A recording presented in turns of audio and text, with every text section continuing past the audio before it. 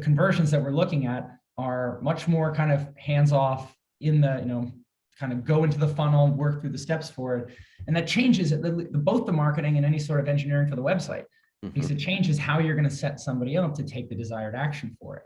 How are you going to nurture them with content when the goal is not to try to get them to call you, but just to give you their email, or just to give you a little bit of information about, what their goal is, so that we can qualify the value of that lead.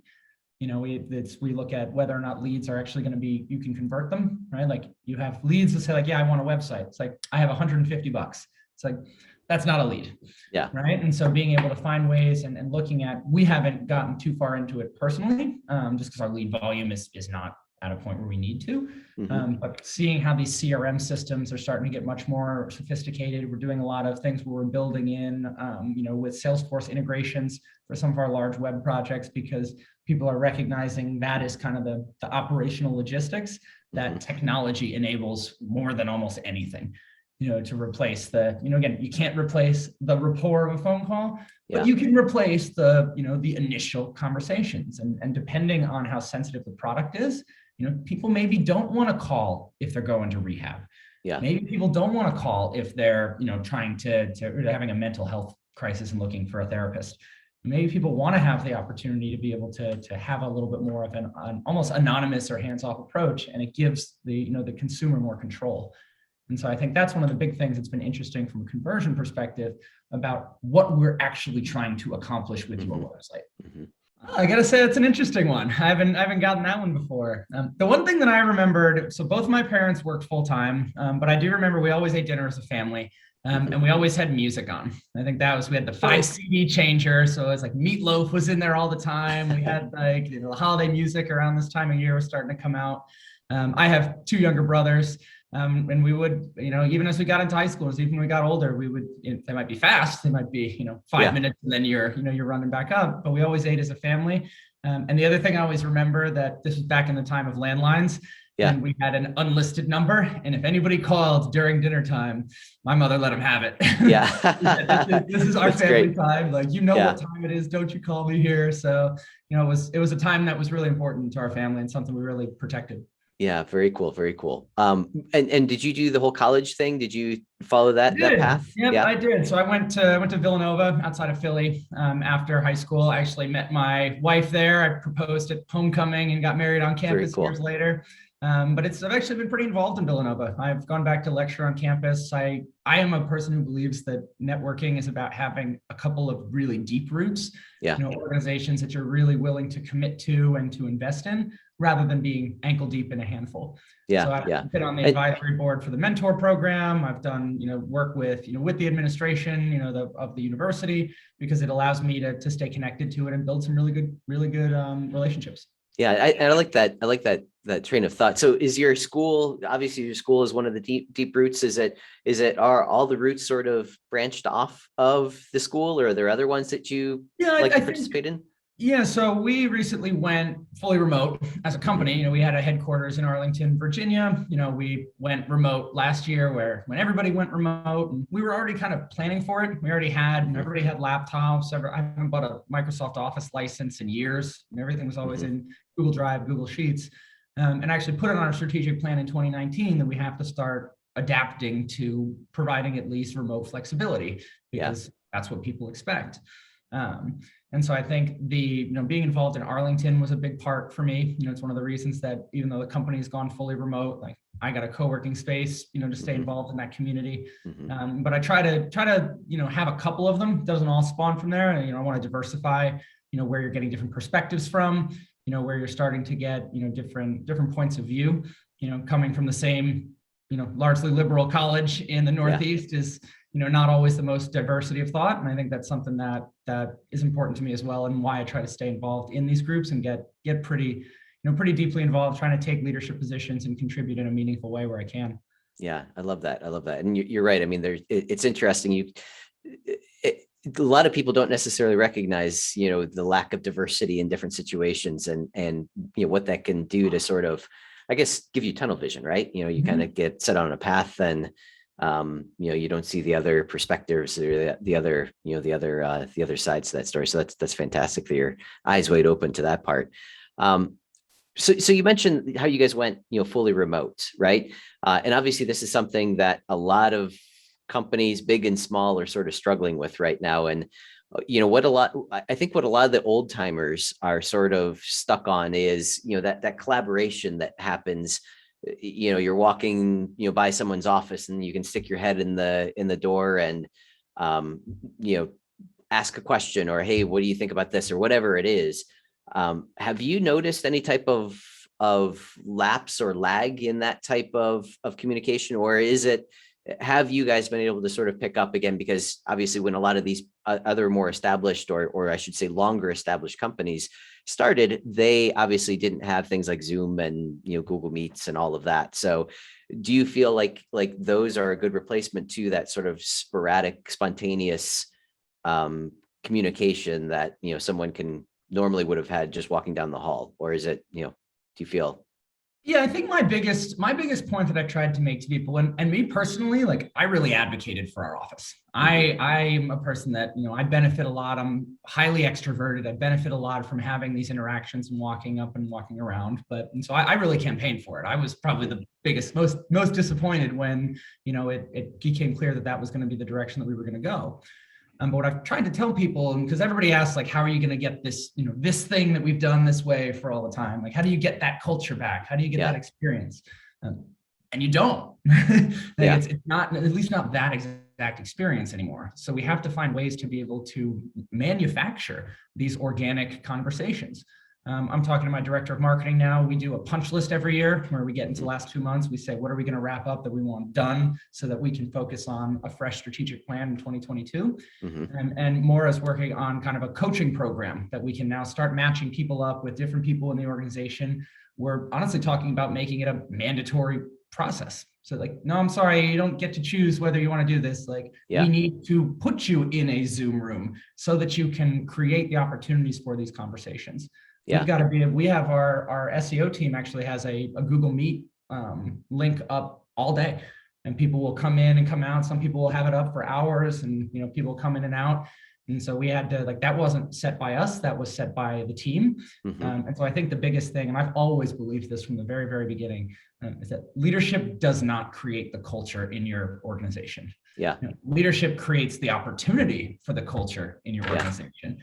It can impact and affect the culture of your organization, but the culture is dictated by the group, by the community, and by what everybody else really wants and how they're going to be able to be successful. And so that's the kind of stuff that we're trying to lean into. We're going to do the traditional retreat thing. We actually threw a big blowout party in our space. We did our holiday party there. So I got a little salt from the building when they saw us rolling in tables and everything down the hallway. But we're trying to create, and we went big for it. We tried to create that really intense bonding experience over a couple of days. So that way, then we can fill it in with some of these more, remote first or more remote focused types of opportunities. Now, is your team, I'm assuming your team was, sort of centrally located around you, prior to the pandemic, and maybe there's some other people that have come on board, now that's, that are a little bit further away, but is your team still pretty well focused, in the same area, and are they still getting together, every now and then, or is it something that you guys are kind of just branched out and people are all over the place at this point? Yeah, so it's interesting, and you kind of think about, like, what's considered close, right? We're in Arlington, Virginia. We had some folks who lived a couple blocks away. We have some folks that are moving up to Annapolis, which is, an hour and change maybe, to get down here. So it's like, could Evan come in? Of course. When we've had events, she did, but was somebody going to do that commute on a regular basis? No. Probably not. And so, when you think about the idea of, like, where everybody's located and where everything expands from, like, it's kind of like you go outside 15, 20 minutes and people don't live near the office anymore. We when I acquired our web development firm, that was already a fully remote team. So that'll be 4 years ago in March. And so that was one of the things that our, two or half the team is based like an hour and a half outside of where HQ was. So again, could come in for big things, didn't need a hotel room to go and do events. But our lead front-end developers in Dallas, our product owners in Ohio, we had our paid media team lead just moved to Denver. And so my options were lose a really great employee that has already proven he can work in this environment, Yeah. or support Adjust a with remote them. environment and people Yeah. being able to go and experience the lifestyle that they want to have. Yeah.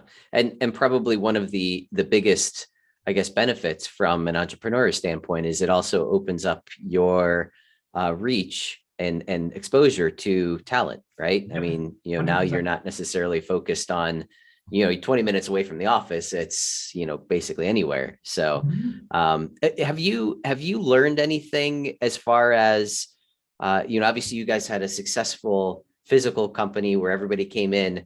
There's a little bit different dynamic, and I'm not sure how many people you've brought on, since you've been in this remote environment, but have you sort of adopted any, best rules of practice as far as identifying, who would be a good, again, you mentioned like, you're not going to get back to the same culture, but you still have a culture that, everybody, understands, and, that type of person that, works well in your community. Have you been able to identify or found out different ways to be able to identify that, using remote technologies, or is that still something you're sort of ironing out at this point?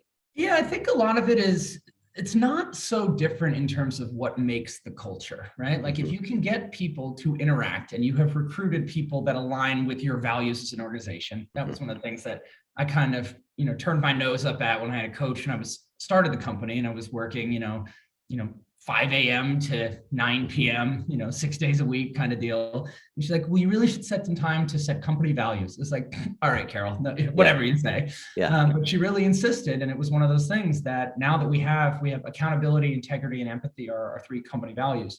And we try to keep it really tight. So we teach people those things. And we say, as long as those things are taking place, like all we got to do is put you in the room. All we have to do is make sure that you're having regular meetings with not just your manager, but with other people on the team, that we're not overloading you with meetings. But our marketing and dev teams both have one meeting as a group, every Monday. I meet with our 3 directors or 3 exec people once a week.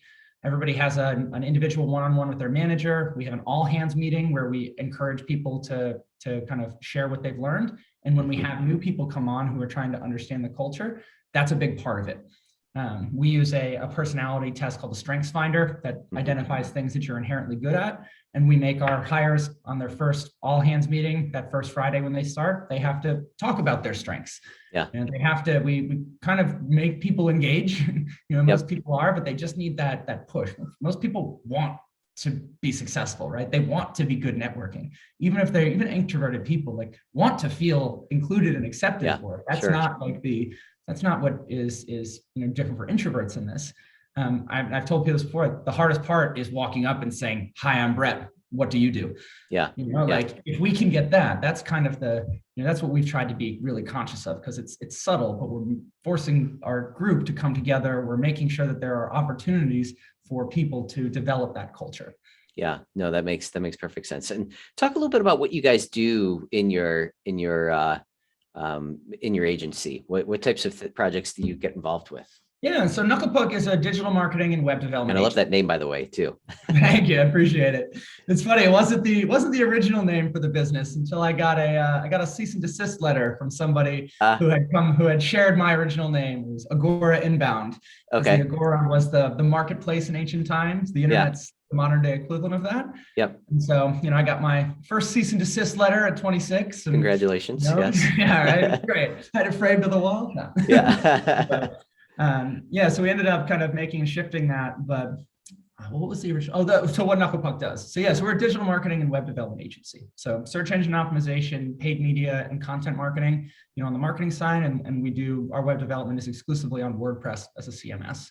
Okay. And so from clients, that's, I think, one of the other reasons that we were particularly well suited to go remote, because our clients were already fully remote. Like not themselves individually, but like we were already having to function as an extension of a team remotely. Yeah.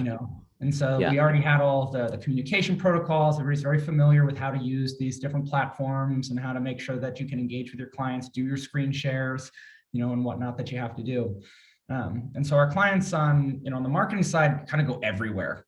The one thing, ironically, being outside DC, the one thing we really don't dabble in is government.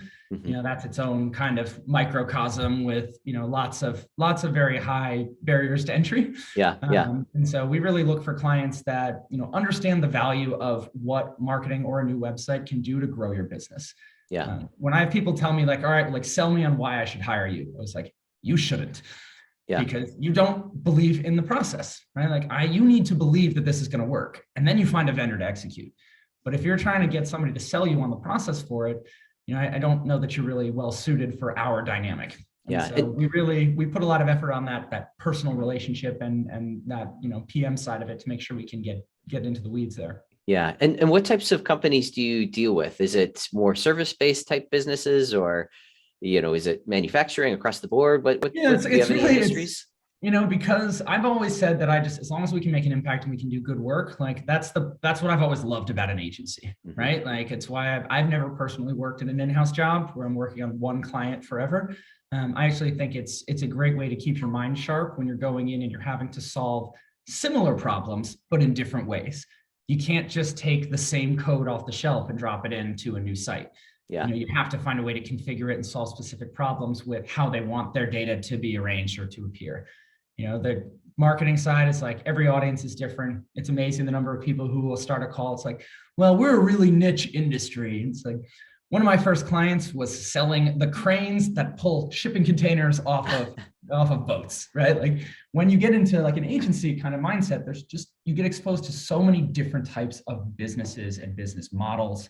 And so we generally, if we had to find some things that are like consistent themes, we're really good with a lot of like B2B and clients where their conversion is going through and having to attract somebody to come in and reach out for more information. Okay. We've done some e-commerce, we're actually selling products. We have some clients that do that. But I think a lot of our clients that, because our marketing side, at least our SEO side is very content-based, are the ones, software companies where we can tell a compelling story. We can talk about the problems that your audience is solving. With paid media, we have to have something that is more transactional, where we've got to get it to a landing page where they can do some sort of a conversion that we can put a dollar sign on, because that's how we back in and say, what was our cost per acquisition to determine if we're making money for you. So those are much less industry or vertical specific as they are kind of function of the business and what the client is really going to be able to do to tell their story. Yeah, no, that makes perfect sense. I'm curious, where did you come up with the name Knucklepuck, or what was the inspiration behind that? How'd that come up? Yeah, so I mentioned that we had the other name, and and I was devastated for it. I took it to a trademark attorney, and he was like, "Look, like you could fight this, you could win, you could lose. You could pay me for the privilege either way." And so I didn't fight it, and I labored over it for weeks and weeks and weeks. And my wife was finally like, "Dude, you got to just pick something. Like you can't be a company with no name. And if you're half as good at marketing as you think you are, pick a name and build a story." And so The Mighty Ducks was my favorite movie growing up as a kid. Emilio Estevez kind of hockey movie. Yep. The attorney was not super pleased to have me bring a potential Disney conflict back to his desk. Yeah.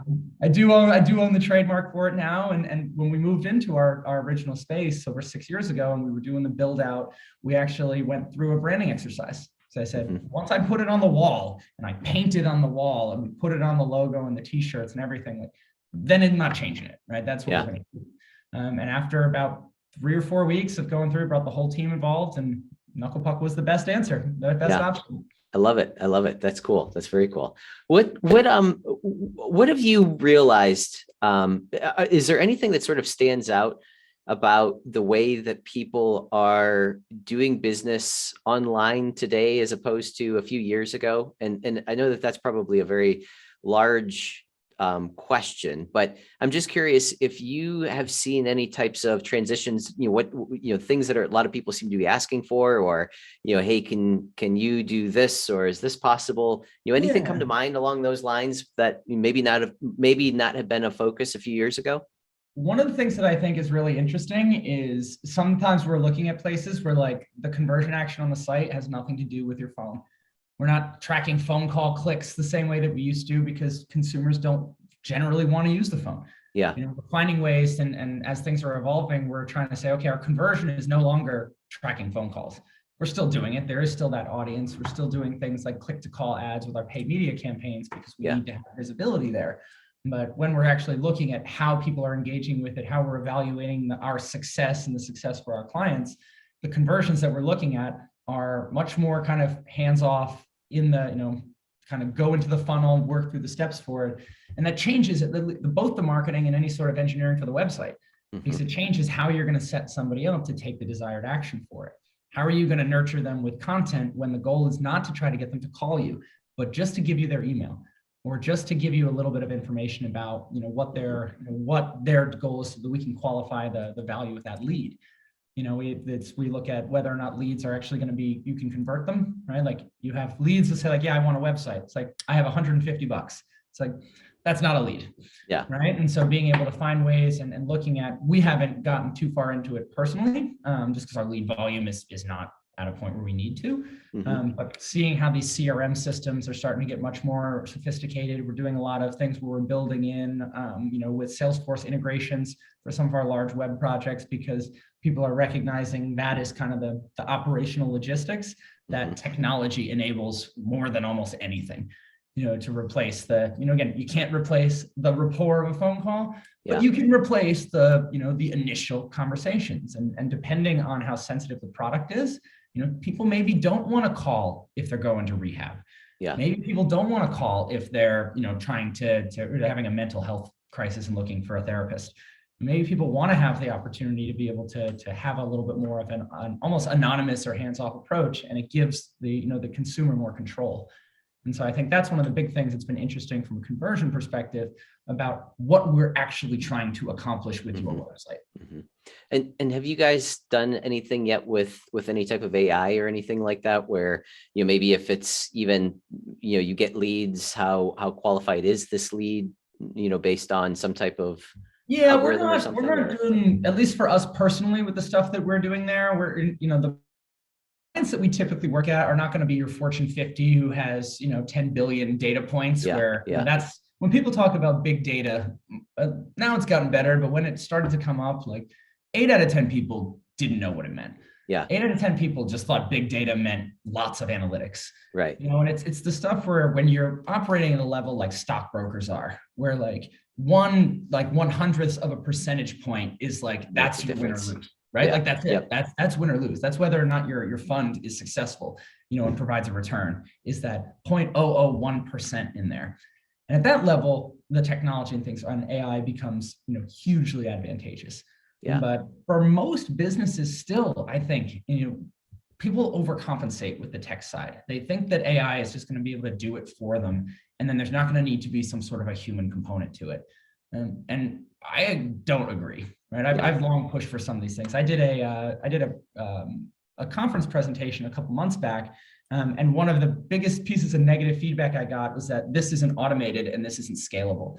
And like the subject of my thing was like, this is not scalable. Like, this is inherently a manual process. Like I have actually cut off my team when they've tried to automate certain pieces, because we need to go in there and actually put our hands on it to understand how to optimize the content on it.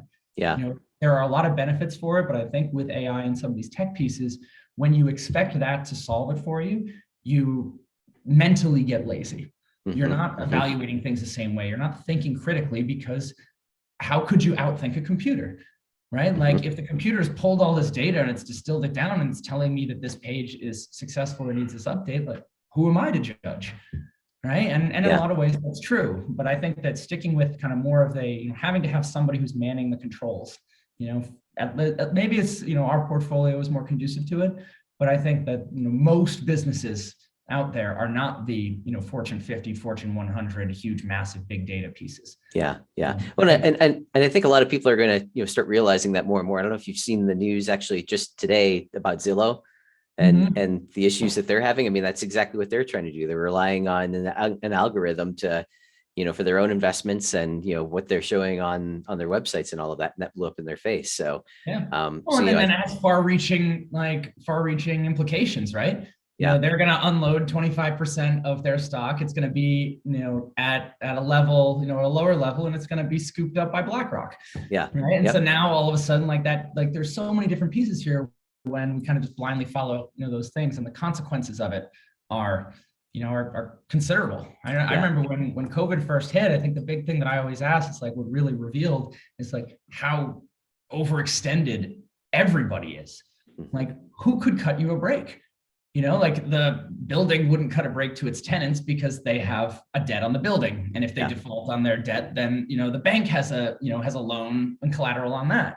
Yep. And so nobody can just say like, hey, let's just pause, because everybody is so hyperextended and leveraged because they have this winner take all and this like tiny margin and gross shareholder value approach.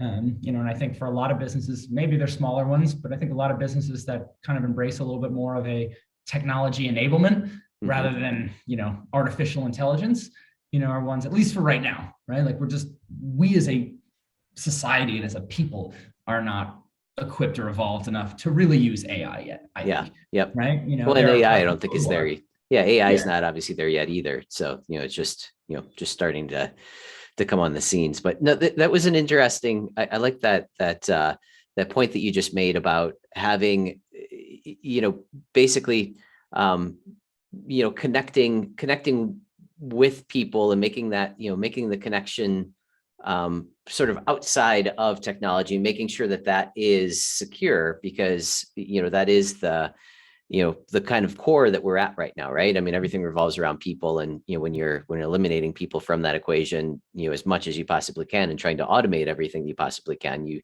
do lose touch of some of those, those realizations that you might have been able to glean had you been, in the weeds and looking at all the data or whatever it is that you're trying to focus on. So, that's great advice.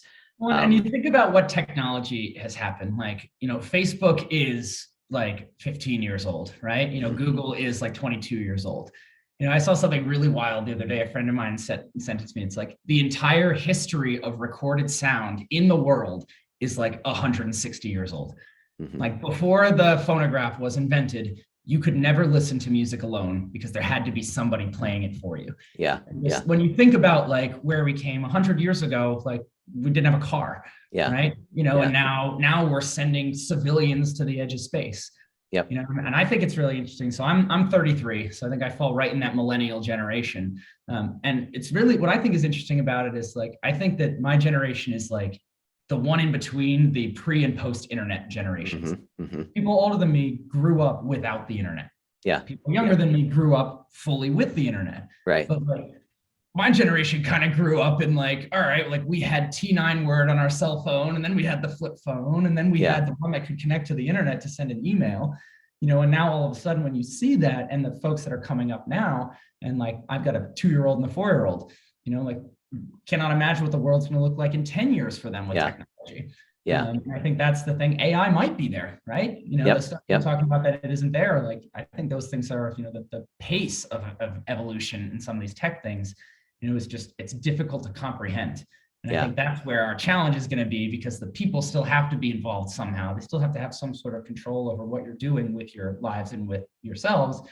But how do we leverage the undeniable power and benefit of the internet for creating these connections? You and I likely don't meet, in the pre-internet days. I don't know when, when podcasts really started to kind of come up, but even this kind of form of content, is something that is much younger and much more kind of much newer than I think we realize sometimes, how little time this technology has really existed and the impact that it's made in that short period of time.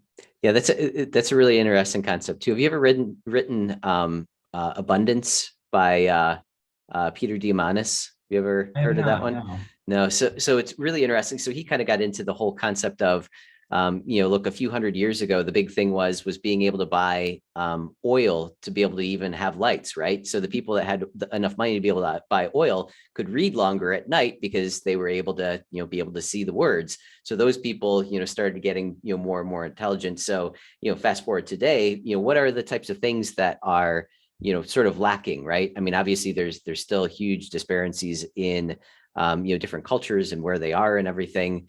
But, for the most part, we'll say in the developed world, where are those limitations? What is it that, people are, truly lacking to be able to get ahead. And, hopefully that distance is getting further and further apart. It's not, it's no longer just, one thing that you can absolutely say, if we had that, we'd be able to do so much more. I don't even know what that is today. If, there's so many, positives and things that excel life today that, it's almost too much, where you have to almost figure out, okay, which things am I going to focus on today, rather than, trying to do everything, right? I think that's every day, right? Yeah. I think there's always more choices. Everybody has, I'm a big believer in free will. I'm a big advocate for free will, and, make your choices, just don't hurt anybody. Yeah. Yep. Right. But, there's always going to be things you choose to do, and there's always going to be things you choose not to do. And there are benefits and consequences to each. I did not study abroad when I went to college. I know a lot of people that did. My wife did. My best friends did. But it was one of those things where I made the choice that I liked what I had there. I had made a lot of investments into my, my social groups, my, my job, all the different things there, and I made a choice. Yeah. And I've given that same story when I talk about getting a tattoo. My first tattoo. It's like, well, what if you didn't like it? It's like, I don't know, I made a choice. Yeah. Yep. That was a big thing for me, and making sure that you kind of look at your choices, evaluate them, make the best decision that you can, but then understand that those circumstances may change down the line. You're going to have to find a way to live with the decisions that you made, but still continue to change them. You don't like the tattoo? Do a design around it, cover it up. There's all sorts of things that you can see out there. You can always try to make some improvements to whatever your current state is right now, but that is an accumulation of the infinite choices and decisions that you've made in your life, personally and professionally. Yeah, no, makes perfect sense. Going back to your agency, is there anything that comes to mind that you see people sort of making mistakes on today, or things that, are common, I guess, hurdles that a lot of people are coming to the table and struggling with or not understanding? From a client perspective? Yeah. I mean, from your business perspective, or people that are coming to you for your advice, like, are there certain things that a lot of people seem to be, sort of struggling with, or not doing correctly, or what have you? Yeah, I'm not sure if this is exactly answering the question, but I think what's really interesting, because we are a marketing and development agency. And so our job, most of our budgets, the budgets that pay for agencies like ours are largely discretionary budgets, right? And so you have to be able to make a case for some of these pieces. You have to be able to make a case for what you want, and you have to be willing to invest in that for a long-term growth.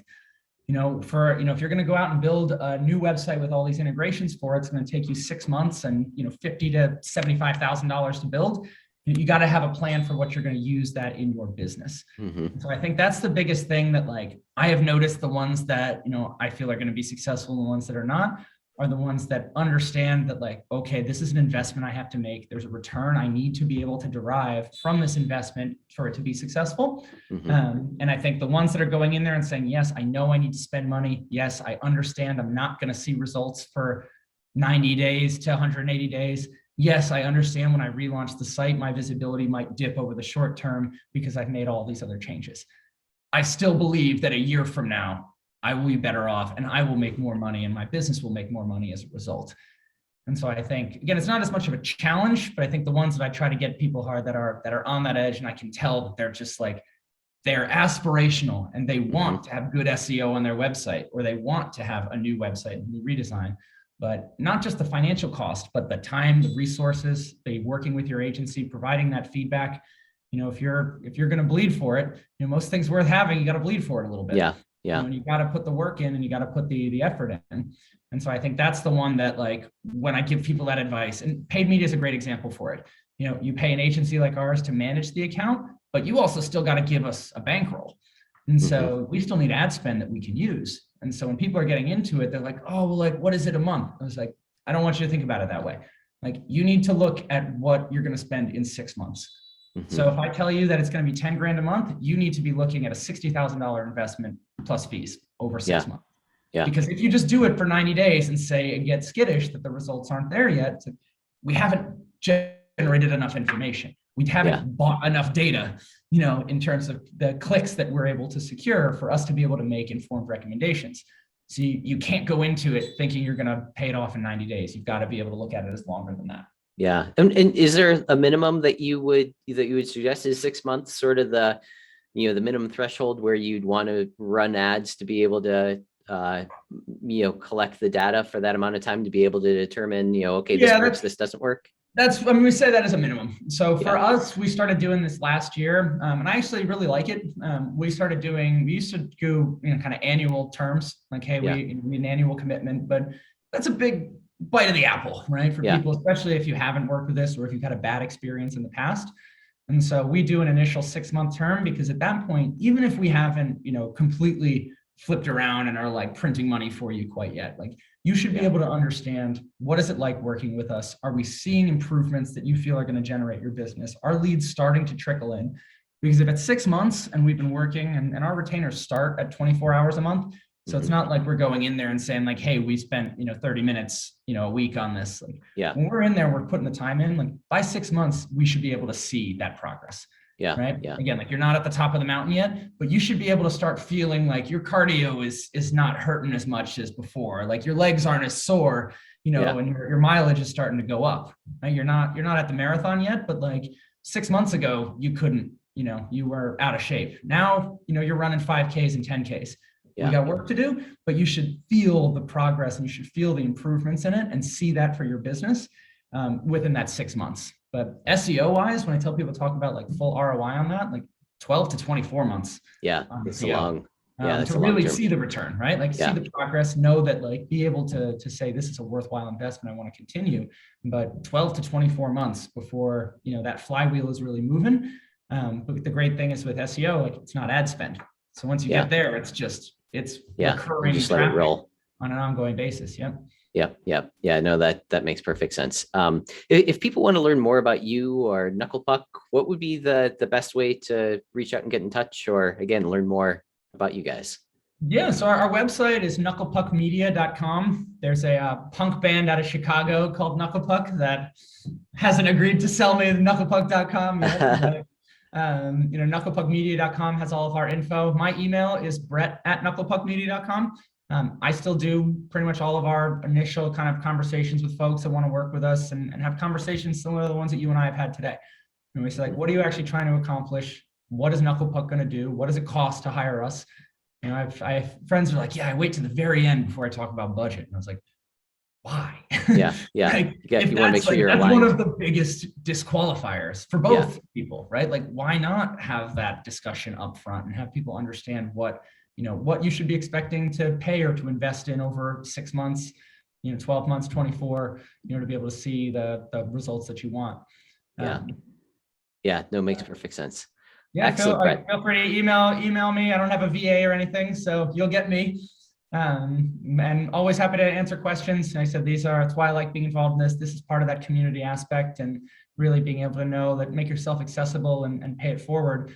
I've seen a lot of positive impact in my career from that. So Yeah, I love it. I hope to hear from some of the listeners here. Yeah, no, I definitely hope people do reach out that might have some questions for you. And I completely agree. I love, paying it forward too, and trying to be able to participate. I mean, that's the whole reason why we do this whole podcast, was to be able to get in front of other entrepreneurs and expose learnings from everybody. So I certainly appreciate the time that you gave us here today on the show, and the pearls of wisdom. And like I said, I hope some people reach out to you here in the very near future.